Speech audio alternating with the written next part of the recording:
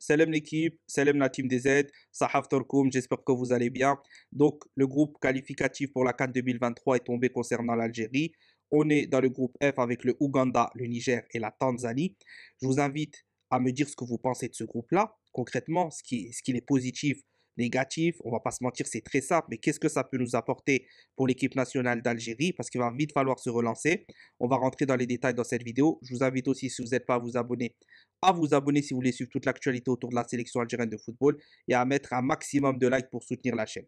Une fois que ça c'est dit, on va rentrer dans le vif du sujet. Les frères Ouganda, c'est classé 80e à peu près au classement FIFA. Niger 120e à peu près. Et Tanzanie 130, 140, un délire comme ça. Du coup, on va pas se mentir, c'est un groupe très très simple. Un groupe très très facile. Donc, la seule chose qu'on peut dire sur ça, c'est que normalement avec l'équipe B de l'Algérie, tu passes. Tu passes, tu es premier du groupe, sans aucun doute. Si tu n'arrives pas à passer avec une équipe B ce groupe-là, c'est très très inquiétant pour la sélection algérienne de football.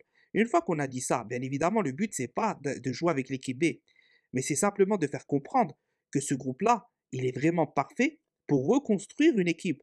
Parce que si tu mets des joueurs, on va dire que tu vas tester un exemple, je dis n'importe quoi.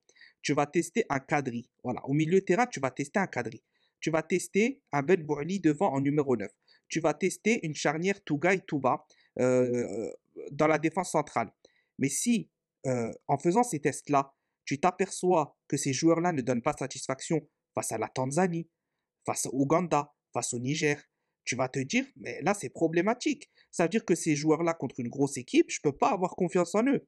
Donc, c'est parfait, comme j'ai dit, pour faire des tests, pour permettre à Belmadi de recréer une équipe solide et efficace. La seule équipe, on va dire, où il faut jouer quand même plus ou moins sérieusement, vous m'avez compris, quand je dis sérieusement, bien sûr, on néglige aucune équipe, mais c'est le Ouganda. Ouganda, quand même, ils ont un jeu, je dirais un peu qui se rapproche, si je me trompe pas, corrigez-moi dans les commentaires, un peu tiré vers l'Éthiopie, hein, peut-être un peu plus physique, mais tiré un peu vers l'Éthiopie. Donc c'est une équipe qui peut surprendre, surtout à l'extérieur, faut pas les prendre à la légère, mais le reste, honnêtement, c'est simple.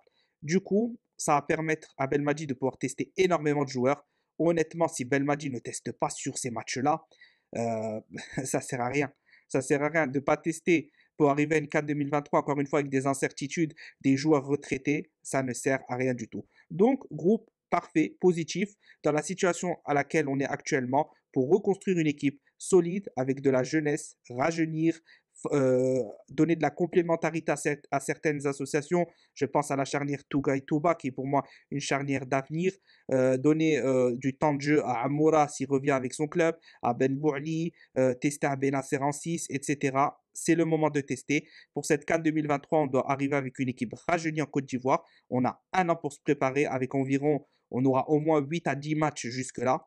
Donc, il y a le temps de travailler. Belmadi a toutes les cartes pour travailler, sachant qu'on va affronter des mondialistes certainement vers septembre comme ça. Donc, honnêtement, c'est parti. On se prépare, on se relance et on essaye de faire un bon truc.